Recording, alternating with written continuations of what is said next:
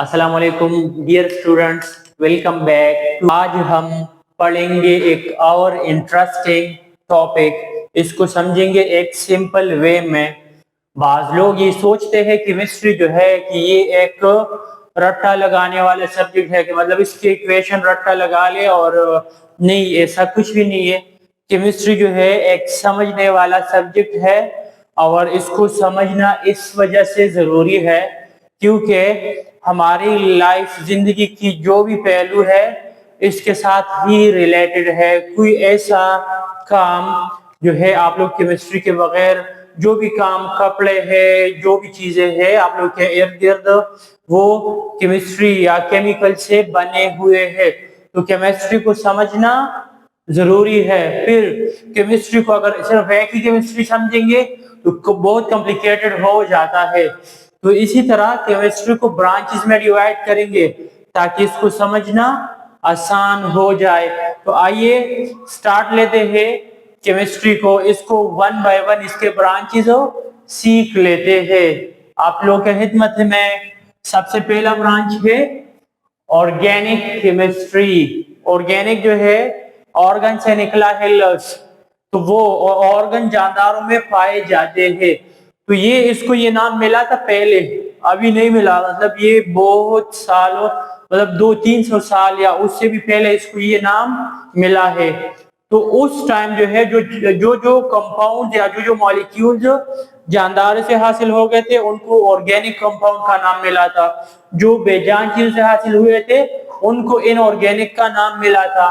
तो ऐसा भी आ सकता है कि define chemistry of life, life के केमिस्ट्री को क्या कर ले, या केमिस्ट्री ऑफ ऑर्गेनिक कंपाउंड को क्या कर ले, डिफाइन कर ले। तो आइए स्टार्ट लेते हैं। The branch of chemistry which deals with compounds of carbon. ऐसी शाख केमिस्ट्री की जिसमें हम कार्बन के कंपाउंड्स की स्टडी करते हैं, उस ब्रांच को हम ऑर्गेनिक केमिस्ट्री कहते हैं। या दूसरा definition, the branch of chemistry in which we study about organic compound. ऐसी शाख केमिस्ट्री की जिसमें हम ऑर्गेनिक कंपाउंड के बारे में पढ़ते हैं, तो उस ब्रांच को हम ऑर्गेनिक केमिस्ट्री कहते हैं। या बुक में जो गिवन है थोड़ा सा कॉम्प्लिकेटेड है इससे। The branch of chemistry which deal with the study of hydrocarbon and its derivatives, जिसमें हम हाइड्रोकार्बन और उसके डेरिवेटिव्स के बारे में पढ़ते हैं, उस ब्रांच को ऑर्गेनिक केमिस्ट्री कहते हैं।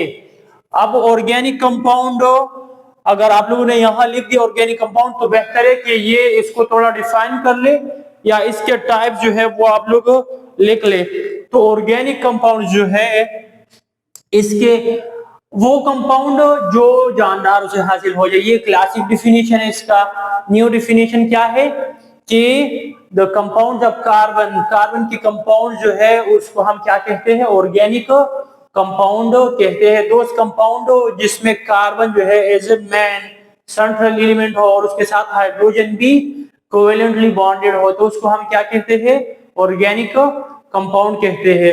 ऑर्गेनिक कंपाउंड के हमारे पास दो टाइप्स है, एक है हाइड्रोकार्बन, दूसरा है डेरिवेटिव्स ऑफ हाइड्रोकार्बन। पहला है हाइड्रोकार्बन, दूसरा है इसके डेरिवेटिव्स। जिस तरह फिजिक्स में physical basic quantity, derive quantity, तो सेम इसी तरह हाइड्रोकार्बन जो है ये हमारे पास वो कंपाउंड है जिसमें सिर्फ क्या हो, हाइड्रोजन हो और कार्बन हो। हाइड्रोजन एंड कार्बन, वो कंपाउंड जिसमें दो एलिमेंट शामिल हो, कार्बन एंड हाइड्रोजन, तो उसको हम हाइड्रोकार्बन कहते हैं। और वो कंपाउंड जिसमें कार्बन भी हो, हाइड्रोजन भी हो, लेकिन उसके अलावा कोई और एलिमेंट भी हो, नाइट्रोजन, ऑक्सीजन, सल्फर, फास्फोरस, कोई metal like zinc, aluminium, magnesium, calcium, sodium, ये अगर कोई मेटल मौजूद हो तो भी उसको हम डेरिवेटिव्स कहते हैं। तो ऑर्गेनिक कंपाउंड वो हाइड्रोकार्बन, वो ऑर्गेनिक कंपाउंड जिसमें कार्बन और हाइड्रोजन हो। For example CH4, methane gas, natural gas, CNG जो आप लोग जलाते हैं उसका सबसे मेन एलिमेंट 85% उसमें मीथेन शामिल है। इसके अलावा बेंजीन, 6 कार्बन है, 6 हाइड्रोजन है, इसके अलावा कोई तीसरा एलिमेंट नहीं है तो भी हाइड्रोकार्बन हुआ। इथाइन, C2H2, इथाइन भी हाइड्रोकार्बन है। उसका रीजन ये है कि इसमें कार्बन है और हाइड्रोजन, कोई तीसरे टाइप का एलिमेंट शामिल हो नहीं है। तो आप लोग के सामने अगर ऐसे एलिमेंट आ गए कि जिसमें ये दो एलिमेंट्स हो तो उसको हम क्या नाम देंगे, हाइड्रोकार्बन। इसी तरह इसके डेरिवेटिव्स, तो डेरिवेटिव वो ऑर्गेनिक कंपाउंड है जिसमें कार्बन भी हो, हाइड्रोजन भी हो, साथ में कोई तीसरा एलिमेंट भी हो, कार्बन, हाइड्रोजन और साथ में क्लोरीन आया, कार्बन, हाइड्रोजन, साथ में ऑक्सीजन आया। अल्कोहल है ये अल्काइल हैलाइड है। तो ये डेरिवेटिव्स हैं, और भी काफी सारे एग्जांपल्स हैं लेकिन दो ही काफी है यहाँ पे। अल्कोहल है, एल्डिहाइड, कीटोन, कार्बोक्सिलिक एसिड, वो सारे क्या है, डेरिवेटिव्स है। उसका रीजन ये है कि इसमें कार्बन और हाइड्रोजन के अलावा कोई और एलिमेंट भी शामिल है। अब ऑर्गेनिक केमिस्ट्री को क्यों स्टडी करना चाहिए, व्हाई इट इज नीडेड, या इसके यूजेस क्या है। तो हम जो खुराक खाते हैं वो ऑर्गेनिक इन नेचर है, जो हम चीजें खाते हैं ऑर्गेनिक इन नेचर है। मेडिसिन, जो हम दवाई करते हैं बीमारी को और ट्रीट करने के लिए, तो भी वो भी ऑर्गेनिक इन नेचर है, हम प्लांट से एक्सट्रैक्ट करते हैं या एनिमल से करते हैं। इसी तरह फ्यूल्स, जो हम कोल जलाते हैं, जो चीजें हम जलाते हैं वो फ्यूल्स है, तो वो भी हम ऑर्गेनिक जानदार चीज से हासिल करते हैं। इसी तरह शेल्टर्स, मतलब बिल्डिंग्स वगैरह जो हम बनाते हैं वो भी ऑर्गेनिक इन नेचर है। तो इस वजह से हमारे कपड़े, हमारे बैग्स, चेयर, कुर्सी, जो भी चीजें है सारे ऑर्गेनिक इन नेचर है। तो जब इतने सारे चीज ऑर्गेनिक इन नेचर है तो ऑर्गेनिक केमिस्ट्री को या इन चीजों को इंटरनली, इनकी प्रॉपर्टीज, इनके रिएक्शन को सीखना इंतहाई जरूरी है। इसके बाद आते हैं इनऑर्गेनिक केमिस्ट्री की तरफ। इनऑर्गेनिक केमिस्ट्री को हम केमिस्ट्री ऑफ मिनरल्स या नॉन लिविंग भी कह सकते हैं। और डिफाइन कैसे करेंगे, the branch of chemistry which deals with all compounds other than compounds of carbon। Carbon के कंपाउंड के अलावा कायनात में जितने भी एलिमेंट्स या जितने भी कंपाउंड्स है उनकी स्टडी को इनऑर्गेनिक केमिस्ट्री कहते हैं। Examples, metals, sodium, potassium, rubidium, caesium, francium और आयरन, गोल्ड, ये सारे मेटल्स है, तो ये इनऑर्गेनिक है। इसी तरह एसिड, बेस, HCl और HCl के अलावा HBr, H2SO4, ये एसिड्स है। बेसिस जो है NaOH, सोडियम हाइड्रोक्साइड है। इसी तरह सॉल्ट जो है NaCl, सोडियम क्लोराइड, KCl, ये सारे साल्ट हो गए। तो ये अगर इसका सोर्स हम देखेंगे, इसको हम बेजान या मिनरल से हासिल करते हैं, तो इस वजह से ये इनऑर्गेनिक है, या इनकी जो प्रॉपर्टीज है वो ऑर्गेनिक कंपाउंड की तरह नहीं है। इनमें जो बॉन्ड्स है आयोनिक बॉन्ड जिसमें पाए जाते हैं, जबकि ऑर्गेनिक में कोवेलेंट बॉन्ड पाए जाते हैं। तो ये हम हासिल कहाँ से करते हैं, मिनरल से हासिल करते हैं या नॉन लिविंग चीजों से हम हासिल करते हैं। नंबर तीसरा है bio chemistry. Bio mean life, chemistry मतलब केमिकल्स, तो लाइफ या जानदारों के अंदर पाए जाने वाले केमिकल कंपाउंड्स या केमिकल मॉलिक्यूल या बायो मॉलिक्यूल की स्टडी को बायोकेमिस्ट्री कहते हैं। The branch of chemistry which deals with biomolecule, जिसमें हम बायोमॉलिक्यूल्स के बारे में पढ़ते हैं, उसको हम क्या कहते हैं, बायोकेमिस्ट्री कहते हैं। या the study of chemical processes occurring in living organism. Living organism में जो केमिकल प्रोसेसेस अकर होते हैं, जो होते हैं लिविंग ऑर्गेनिज्म के अंदर जो प्रोसेसेस, उनकी स्टडी को हम बायो केमिस्ट्री कहते हैं। और बायोमॉलिक्यूल मैंने ऊपर यहां बता दिया कि बायोमॉलिक्यूल की स्टडी को क्या कहते हैं, बायोकेमिस्ट्री। तो आप लोग को पता होना चाहिए कि बायोमॉलिक्यूल कौन कौन से है, या जानदार हो, इंसान हो, पौधों या एनिमल्स में पाए जाने वाले बायोमॉलिक्यूल कौन कौन से है। तो देखिए प्रोटीन्स है, प्रोटीन्स के अलावा लिपिड्स है। लिपिड्स मतलब फॉर एग्जांपल फैट या ऑयल, एनिमल में देखेंगे तो चर्बी, फैट, वो लिपिड्स है, तो बायोमॉलिक्यूल हो गया। प्लांट से हम ऑयल एक्सट्रैक्ट करते हैं तो वो भी क्या है, जानदारों से हमने हासिल कर दिया, तो वो भी बायोमॉलिक्यूल है। इसी तरह प्रोटीन अंडे से हम हासिल करते हैं, अंडे के व्हाइट से भी और येलो से भी। एक में अल्ब्यूमिन है, दूसरे में ग्लोबुलिन प्रोटीन है। और इसी तरह कार्बोहाइड्रेट, ग्लूकोज, फ्रक्टोज और सक्रोज, चीनी, ये सब अगर देखेंगे तो ये हम जानदारों से हासिल करते हैं। मतलब ये बायोमोलिक्यूल्स है। इन बायोमोलिक्यूल्स की स्टडी को हम बायो केमिस्ट्री कहते हैं। नेक्स्ट हमारे पास एनालिटिकल केमिस्ट्री, एनालिसिस। एनालिसिस से निकला है तज्जिया करना। तो it deals with separation and analysis of component present in a sample. किसी भी सैंपल में जो कंपोनेंट या उसके जो पार्ट्स है उसको सेपरेट करना, प्लस उनका एनालिसिस करना कि कितने इसमें एक है, दो है, तीन है, पार्ट्स उसमें कितने, उसके कंपोनेंट्स कितने हैं। फिर हर एक कंपोनेंट जो है, फॉर एग्जांपल हमने कोई सैंपल ले लिया, उसमें NaCl भी है, AgCl है, और भी एलिमेंट्स इसमें, और भी साल्ट्स इसमें मौजूद है। तो NaCl के कितने जो है फॉर्मूला यूनिट्स उसमें मौजूद है, या कितने उस AgCl मौजूद है, या कितने जो है उसमें कंपाउंड या कोई मॉलिक्यूल जो मौजूद है। तो ये हम कहाँ पे करते हैं? एनालिटिकल केमिस्ट्री में। दोबारा देखिए, it deals with separation and analysis of component of a sample. किसी भी सैंपल में कंपोनेंट को एक दूसरे से सेपरेट करना, फिर उसका एनालिसिस करना। फॉर एग्जांपल ब्लू मार्कर है, ग्रीन है, रेड है, ब्लैक है, मैं इसका एनालिसिस कर रहा हूँ। ये कौन सा एनालिसिस है? क्वालिटी, क्वालिटी, इसका colour is quality, melting point ज्यादा है, कम है, ये जो है इस तरह इनको चीजों को स्टडी करना, ये क्या है? एनालिसिस है। फिर मार्कर्स मेरे पास कितने हैं? 4 है, 5 है, 6 है, तो ये फिर क्वांटिटेटिव एनालिसिस हो गया। क्वालिटेटिव मतलब कलर्स दे, क्वालिटी को स्टडी करना। दूसरा क्वांटिटी को स्टडी करना, तो उसको हम क्या कहते हैं?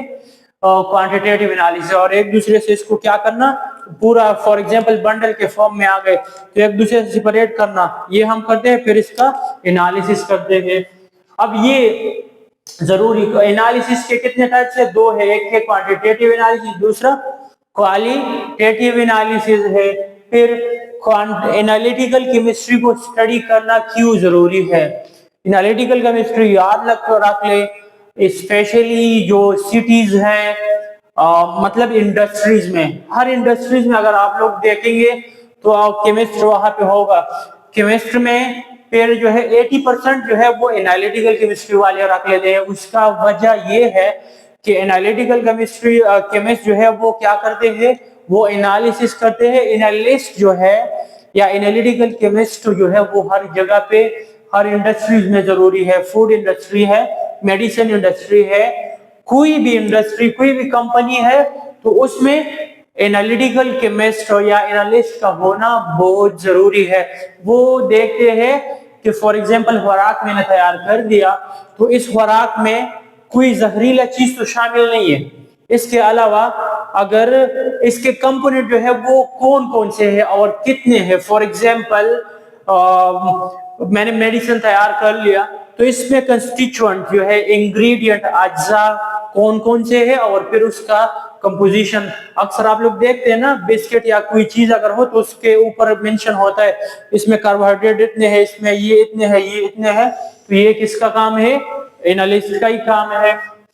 तो लेबोरेटरीज में एनालिटिकल केमिस्ट्री एप्लीकेबल है। मेडिसिन को टेस्ट करते हैं कि उसमें कोई खराब चीज तो नहीं है, उसकी क्वालिटी क्वांटिटी स्टडी करना, तो यहाँ पे करते हैं। इसी तरह फूड एनालिसिस, खुराक का भी हम तज्जिया पहले बता दिया कि जहरीला कोई चीज तो उसमें शामिल नहीं है, तो ये हम कहाँ पे करते हैं? एनालिटिकल केमिस्ट्री में करते हैं।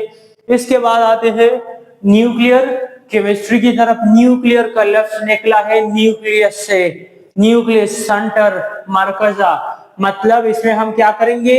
एटम के न्यूक्लियस को स्टडी करेंगे, उसके प्रॉपर्टीज को स्टडी करेंगे। इससे इमिशंस होते हैं। न्यूक्लियस को 2 हिस्सों में डिवाइड करना या छोटे छोटे न्यूक्लियस को कंबाइन करना, मतलब फिशन, एक बड़े न्यूक्लियाई को छोटे छोटे पार्ट में डिवाइड करना, फ्यूजन, छोटे छोटे न्यूक्लियाई से बड़ा nuclei banana.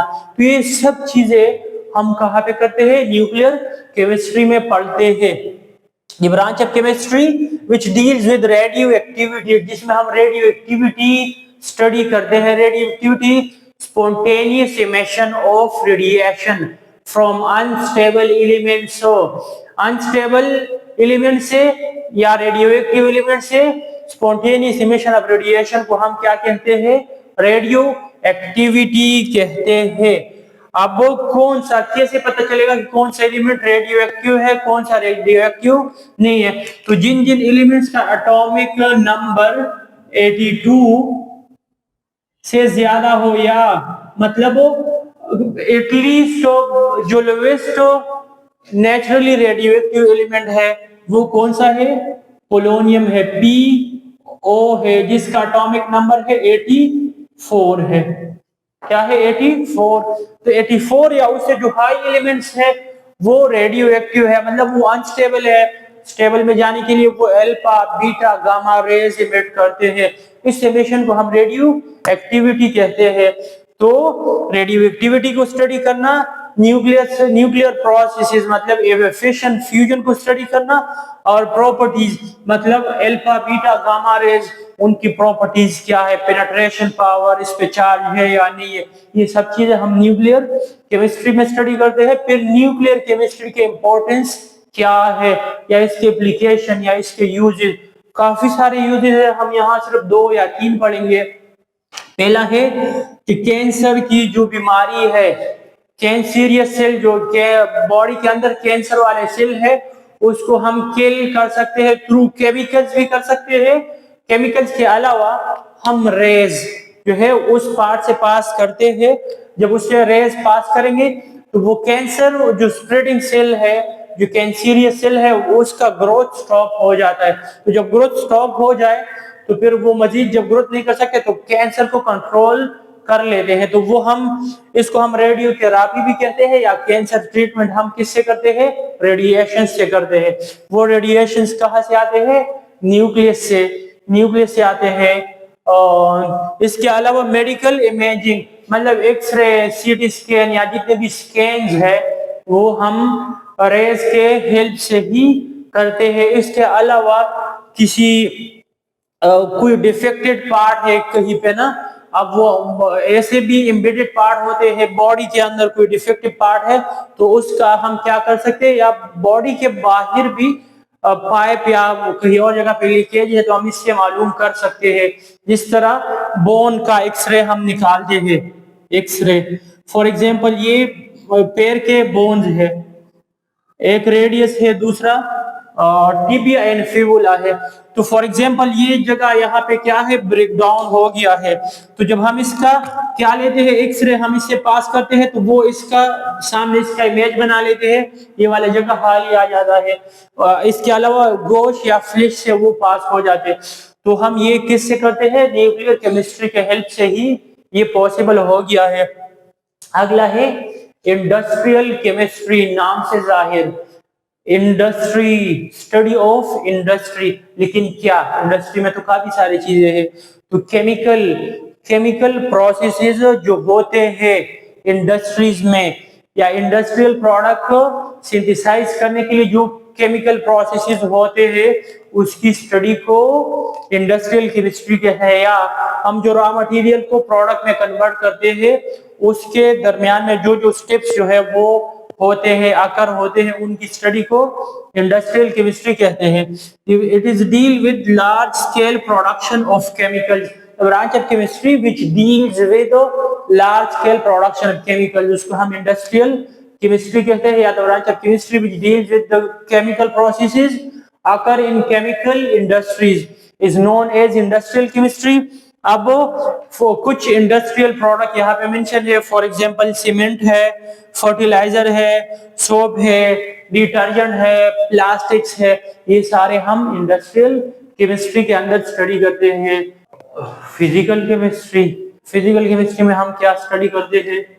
It deals with physical properties of substances के, फिजिकल प्रॉपर्टीज का रिलेशनशिप स्टडी करना किसके साथ? केमिकल कंपोजिशन के साथ। मतलब अगर हम किसी सब्सटेंस का कंपोजिशन चेंज करेंगे तो उसके साथ उसकी फिजिकल प्रॉपर्टीज भी चेंज हो जाती है, कलर चेंज हो जाते हैं, कलर के साथ साथ जो है डेंसिटी और ये सब चीजें चेंज हो जाती है। तो इसको हम फिजिकल केमिस्ट्री में स्टडी करते हैं। It deals with relationship between physical properties and chemical composition of a substance. किसी सब्सटेंस के केमिकल कंपोजिशन और फिजिकल प्रॉपर्टीज के दरमियान रिलेशनशिप को स्टडी करना, ये हम कहाँ पे करते हैं? फिजिकल केमिस्ट्री में करते हैं। It tell us how in why chemical, मतलब एक रिएक्शन कैसे हुआ और क्यों हुआ, रिएक्शन क्यों हो गया और कैसे हुआ। कौन जवाब देते हैं? फिजिकल केमिस्ट्री देते हैं। ये क्या करते हैं? It relate physics with chemistry. Physics को केमिस्ट्री के साथ कौन रिलेट करते हैं? फिजिकल केमिस्ट्री रिलेट करते हैं। इसके बाद है इन्वायरमेंटल केमिस्ट्री। केमिकल्स को इन्वायरमेंट के अंदर स्टडी करना या केमिकल्स का इन्वायरमेंट पे क्या असर है, ये हम कहाँ पे स्टडी करते हैं? फिजिकल इन्वायरमेंटल केमिस्ट्री में स्टडी करते हैं। Branch of chemistry which deals with effect of chemicals on our environment, हमारे इन्वायरमेंट पे केमिकल्स का जो असर है इसकी स्टडी को इन्वायरमेंटल केमिस्ट्री कहते हैं। इन्वायरमेंटल केमिस्ट्री के अंदर हम स्टडी करते हैं एयर, वाटर, सॉइल, इसके बारे में, या इसके पोल्यूशन, ये कैसे होते हैं, ये कैसे गंदा होता है, पानी या हवा या सॉइल। तो ये हम कहाँ पे स्टडी करते हैं? इन्वायरमेंटल केमिस्ट्री में करते हैं। इसके अलावा डिफरेंट इन्वायरमेंटल फिनोमिनाज या जो चीजें हैं वो हम यहाँ पे स्टडी करते हैं। या acid rain, global warming. Acid rain का मतलब ऐसे प्रिसिपिटेशन, ऐसी बारिश हो या स्नोफॉल जिसमें क्या हो, जिसकी पीएच जो है वो 5.6 से कम हो, तो उसको हम एसिड रेन कहते हैं। तो एसिड रेन के काजेस क्या है, उसके इफेक्ट्स क्या है, उसका कंपोजिशन, ये हम इन्वायरमेंटल केमिस्ट्री में स्टडी करते हैं।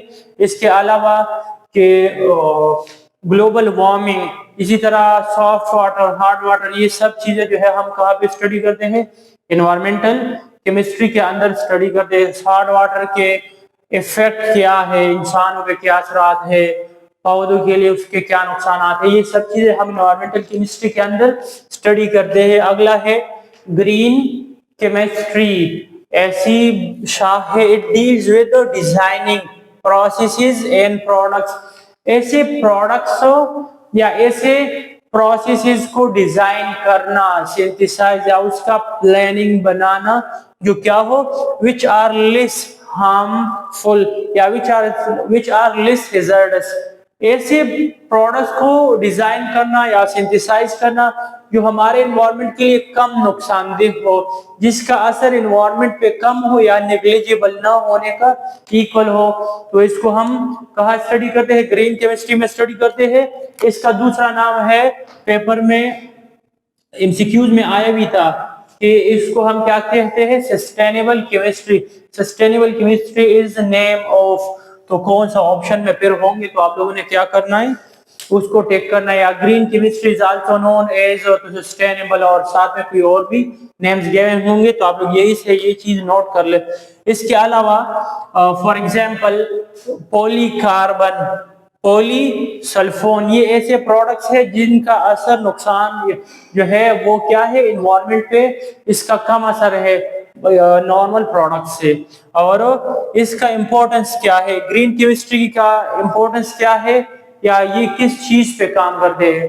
तो ग्रीन केमिस्ट्री वो चाहते हैं कि हमारे पास जो वेस्ट प्रोडक्ट, जो रेपर्स या जो चीजें हम गिराते हैं, जो वेस्ट प्रोडक्ट हम गिराते हैं, उसको दोबारा रीयूज किया जाए ताकि एनवायरनमेंट जो है वो साफ हो जाए। या जो हम चीजें इस्तेमाल करते हैं इसकी एफिशिएंसी को बढ़ाए। एफिशिएंसी को अगर हम बढ़ाएंगे तो फिर भी एनवायरनमेंट जो है वो कम गंदा होगा। अगर हम कोई चीज ज्यादा टाइम के लिए इस्तेमाल करेंगे तो एनवायरनमेंट जो है वो जल्दी गंदा नहीं होगा। और या अगर उस चीज को हम दोबारा रीयूज, दोबारा इस्तेमाल करेंगे तो भी एनवायरनमेंट जो है वो गंदा होने से वो बच जाता है। अगला है क्वांटम केमिस्ट्री। क्वांटम मैकेनिक्स के जो मॉडल्स है, Schrodinger atomic model, Planck quantum theory, Heisenberg uncertainty principle, ये सब चीजें, डी ब्रॉय हाइपोथेसिस, ये हम क्या करते हैं? इनको जब हम केमिस्ट्री में स्टडी करते हैं तो उस ब्रांच को हम क्या कहते हैं, physical quantum chemistry. It also called molecular quantum mechanics. इसका दूसरा नाम क्या है, मॉलिक्यूलर क्वांटम मैकेनिक्स है। और इसका काम क्या है, it deals with physical model in chemistry. Physical model को, फिजिक्स के मॉडल को केमिस्ट्री में स्टडी करना, इसको हम कहाँ पे स्टडी करते हैं, क्वांटम मैकेनिक्स में स्टडी करते हैं। इसके बाद अगला एक और भी है, मेडिसिनल केमिस्ट्री, थर्मोकेमिस्ट्री, इलेक्ट्रोकेमिस्ट्री, काफी सारे हैं। तो मेडिसिनल केमिस्ट्री में स्टडी ऑफ ऐसे प्रोडक्ट को स्टडी करना जिसके थ्रू हम ऐसे सब्सटेंसेस, बायो एक्टिव सब्सटेंसेस को तैयार कर ले। बायो एक्टिव सब्सटेंसेस को हम तैयार करते हैं, तो कहाँ पे तैयार करते हैं या कहाँ पे स्टडी करते हैं, इसको हम मेडिसिनल केमिस्ट्री में स्टडी करते हैं। ऐसे प्रोडक्ट्स या ऐसे कंपाउंड्स को सिंथेसाइज करना जो बायो एक्टिव हो, मतलब जिसका असर हो लाइफ पे, या जो बीमारियों को ट्रीट कर ले, या the study of medicine is called medicinal chemistry. या ये इसके अलावा थर्मोकेमिस्ट्री, इलेक्ट्रोकेमिस्ट्री, तो इन सब को जो है ये उसके ब्रांचेस है। मेन ब्रांचेस पेपर में आते हैं कि कोई 5 ब्रांचेस लिख ले, या ब्रांचेस के नेम गिवन होंगे कि ये जो है वो आप लोग क्या कर ले, डिफाइन कर ले। तो इस तरह के आते हैं। या पेपर में आया था 2023 के पेपर में, या 24 के पेपर में आया था कि स्टेटमेंट आए थे 3 शॉर्ट क्वेश्चन में कि इसका ताल्लुक किस ब्रांच से है। तो याद रख ले, वो भी यही से, अगर आप लोग इसको डीपली पढ़ेंगे, सही से सीखेंगे, तो वो आसान आंसर का आप लोग जवाब दे पाएंगे, वरना वो मुश्किल होता है। अब के लिए अल्लाह हाफिज। और अगर किसी का कोई क्वेश्चन है तो आप लोग लाजमी पूछ सकते हैं।